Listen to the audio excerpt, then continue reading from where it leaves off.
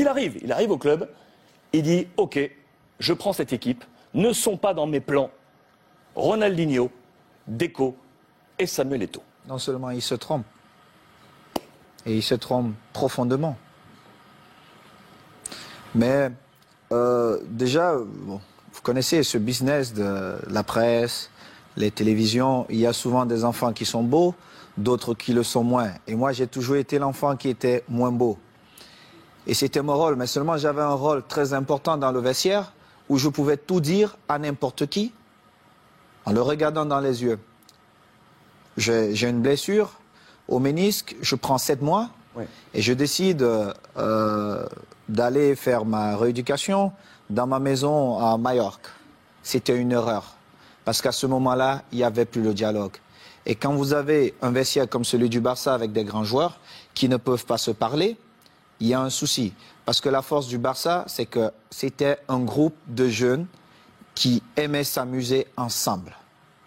Quand on rentrait dans un stade, on voyait qu'il y avait une certaine complicité. On partageait plus que des entraînements, plus qu'un match de football. On se retrouvait pour dîner, on se retrouvait pour danser, on avait nos petits secrets. Et tout ça, quand je reviens, était mort. Et comme j'aime souvent dire les vérités, et pour moi toute vérité est bonne à dire, évidemment, ce jour, Ronny se trompe parce que c'était le match, mon retour, c'était face à la Real Sociedad. Franck, qui me prend avant le match, il me dit « Est-ce que tu veux commencer ou tu vas attendre ?» Je lui ai dit « Franck, je préfère jouer les dernières 20 minutes en espérant que le Barça sera en train de gagner 3-0, voire 4. C'est plus facile pour quelqu'un qui a fait 7 mois sans jouer. » Mais malheureusement, ce n'était pas ça. Franck fait 3 remplacements et je suis toujours à l'échauffement. Et à un moment donné, je reviens vers le banc de touche et j'ai dit à Eusebio, on a fait 3 remplacements dont je vais aller m'asseoir.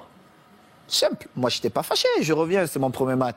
Je savais que j'allais jouer. À n'importe quel moment, je devais jouer. Et Franck, qui va en conférence de presse, et on lui pose une question. Mais pourquoi Samuel n'a pas joué? Il dit, oh, moi, je ne sais pas, mais je l'ai envoyé à l'échauffement et il n'a pas voulu. Mais pourtant, j'étais à l'échauffement et je suis revenu et il avait fait 3 remplacements. Et Ronny, qui ne parlait pratiquement jamais à la presse, ou quand il passait, c'était le sourire et il partait.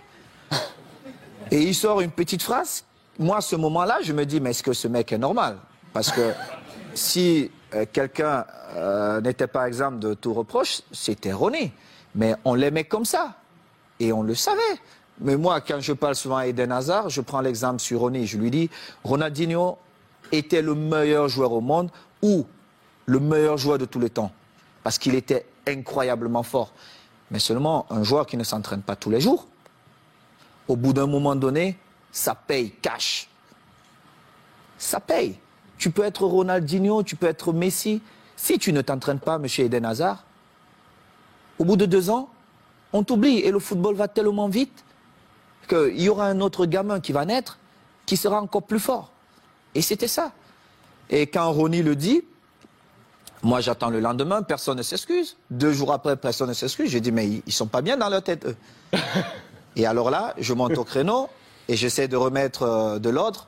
Mais seulement, comme j'étais le fils mal aimé de la presse, on a tout mis sur moi. Mais ils ont oublié de dire, en 2006, Ludovic Giuli est souvent là avec vous. Franck n'a pas parlé au vestiaire pendant la mi-temps, quand on perdait face à Arsenal. C'est moi qui ai tenu le discours. Moi, j'ai parlé. J'ai dit ce que je pensais à chacun d'eux. Quand on est revenu, on a vu un autre Barça. On a gagné ce trophée. Moi, je m'en fous. Le plus important pour nous, c'était de gagner. Et il était inconcevable de voir un groupe de jeunes gamins avec autant de talent perdre match face à Arsenal. C'était inconcevable. Et du coup, comment vous avez pris ce message quelques semaines plus tard, lorsque Guardiola qui arrive dit « Moi, Eto'o, Deco, Ronaldinho, c'est dehors ». Mais j'ai d'abord rappelé à Guardiola qu'il n'a jamais été un grand joueur. Il était un bon joueur. Et c'est vrai.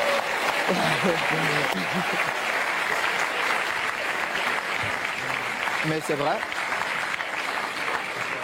Je le lui ai dit. Et j'ai rappelé au passage, si c'est le coach, lui, ce qui me le dit, je dis, ok, je ne peux rien dire. Comme joueur, on connaît aussi Pep, mais surtout comme entraîneur, Il n'avait rien démontré pour qu'il arrive dans un vestiaire comme le Barça. Il ne connaissait même pas l'histoire du vestiaire et qu'il se mette à dire certaines choses. Et en plus, ce qui me faisait encore plus mal, c'est qu'ils inventaient des choses que la presse relayait.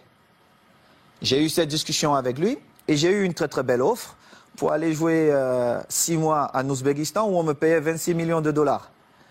Et dans son bureau, avec Tiki, il me dit « Oh Samuel, ça peut te faire du bien, vas-y. » Et je lui ai dit « Celui qui va te faire gagner, c'est Eto'o. Mais tu viendras me demander pardon. » Et je suis resté à ma place. J'ai continué à m'entraîner, nous sommes allés aux États-Unis. Et nous étions à Houston, dans le vestiaire. Il dit avant le match, « Ok, nous allons changer de dossard. » Oh, tout le monde dit, « Oh, c'est l'entraîneur qui le fait maintenant, c'est surprenant. » Et il dit, « Titi, tu vas prendre le numéro 9 de Samuel. » Titi Henry. Oui, Titi Henry, tu vas prendre le numéro 9. Et Titi était bien content. Et Eto'o portera le 14. Tout le monde était surpris. Et c'était un manque de respect total. Et je ne pouvais pas l'admettre. Parce que j'avais quand même écrit une belle histoire, même si elle devait s'arrêter là, au Barça. J'avais beaucoup fait pour le club. Que ce soit dans les stades, mais surtout en dehors du stade.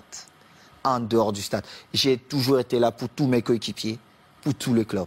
Vous êtes resté 1 an avec Pep. Je vais vous dire. Alors, il joue, je suis au banc de touche. Quelques jours plus tard, on joue contre une équipe de Mexico, Chivas. Chivas. Et il a le malheur de me donner 20 minutes. Et je crois qu'il pouvait se tirer une balle dans la tête. Et les 20 minutes, je marque 3 buts. On revient à New York contre Red Bull. Bon, il se dit, bon, voilà, il me renvoie dedans, je marque encore 3 buts. Il était obligé de convoquer une réunion, mais comme il n'a jamais eu le courage de me dire les choses en face, il est passé par mes coéquipiers. J'étais en train de dîner et le délégué vient, Carlos Nava, il me dit, viens, j'ai une surprise pour toi. Moi, j'étais pressé. Je me disais peut-être c'est Beyoncé qui m'attendait.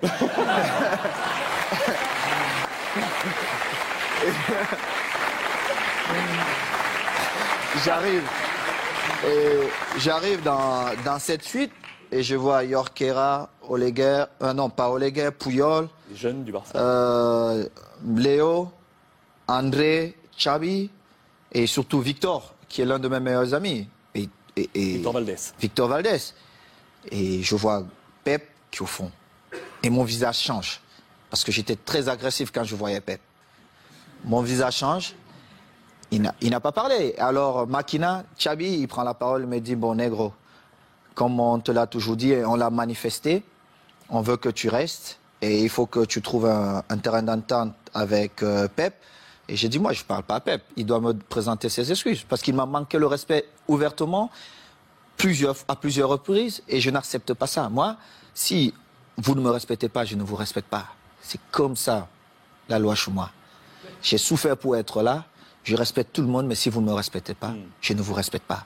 Mais alors là, je fais le double, ou voire même le triple que ce que vous avez fait. Et Pep, il parle un peu en catalan, tout ça, il trouve un peu des phrases difficiles. Et on commence la saison, j'ai parlé 2 fois à Pep. 2 fois. Une fois, c'est parce qu'il me demandait d'aller parler à Yaya Touré qui ne voulait rien savoir de lui. Et une autre fois, c'est parce qu'il voulait me donner des leçons.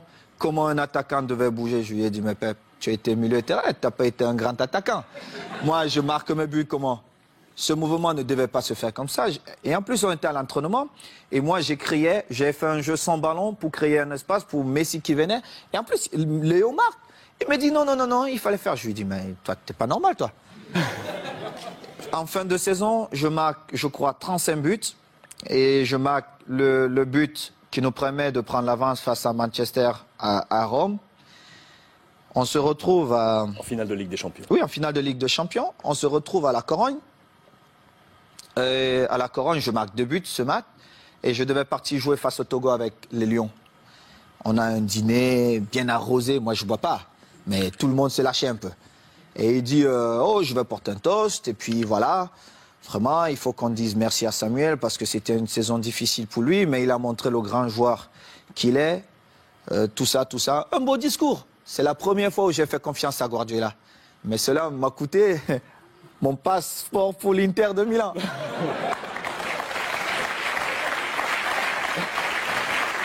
Et du coup, quand vous l'avez croisé ensuite à l'Inter, parce que vous l'avez croisé, on a une belle photo de vous en poignée de Regardez main. mon visage. Parce que Guardiola, il m'a vu dans le tunnel. Est-ce qu'il m'a salué dans le tunnel? Il ne m'a pas salué dans le tunnel. Il a vous a attendu salué là où il y avait tous les caméras. Moi, quand il a regardé le visage de Thierry Henry, ça dit tout. Parce qu'ils ont vu la scène. On était tous dans le tunnel.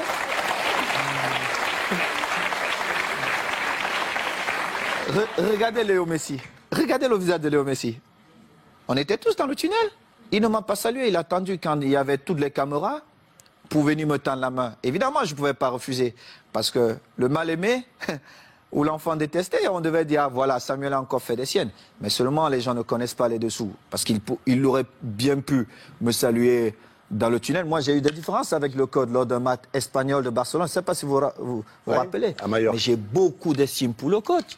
Le Louis, football, c'était c'est ça. entraîneur de l'Espagnol. De l'Espagnol. Contre Majorque, Contre Majorque. vous Oui, êtes c'était envoyé un difficile. petit peu. C'était difficile pour le code, mais moi, je devais défendre Majorque et j'ai fait mon boulot. Et c'était pareil.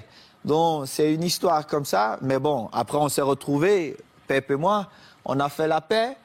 Et je suis content. Mais la vraie histoire, c'est celle-là. C'est que Pep, peut-être dans son envie de gagner, n'a pas respecté certaines choses dans le football. Et heureusement pour lui, j'ai marqué quand même 35 buts cette saison-là qui nous ont quand même permis de gagner. Chichi cette saison. Qui nous ont permis de gagner tous les titres qu'il a gagnés. Et il est bien content parce que c'était ses premiers trophées. Saison où le Ballon d'Or arrive dans les mains de Léo Messi. Mérité. Vous êtes 10e de ce classement Ballon d'Or cette saison. Je ne regardais même pas ça, mais Léo l'a bien mérité. Bon.